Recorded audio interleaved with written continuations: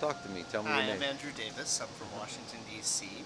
I happened to meet Davide in the Whole Foods Market on P Street, one of our most popular Whole Foods locations in Washington, and was very intrigued by his presentation.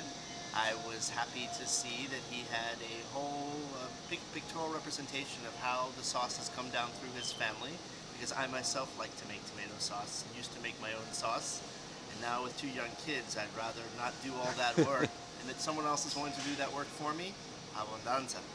Grazie. How would you say this compares to your sauce, or in general?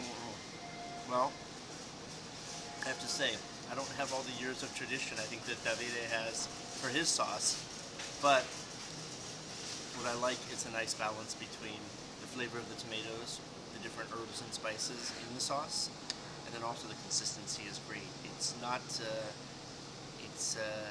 got a little bit of not good mouthfeel to it in terms of how chunky versus how viscous or liquidy it is, Right. and so it's really it feels very home style, which is What are nice. your children's names, Andrew? My children are Sammy and Eddie, and both of them love pasta, and both of them love a good sauce on their pasta. You want to say hi to them?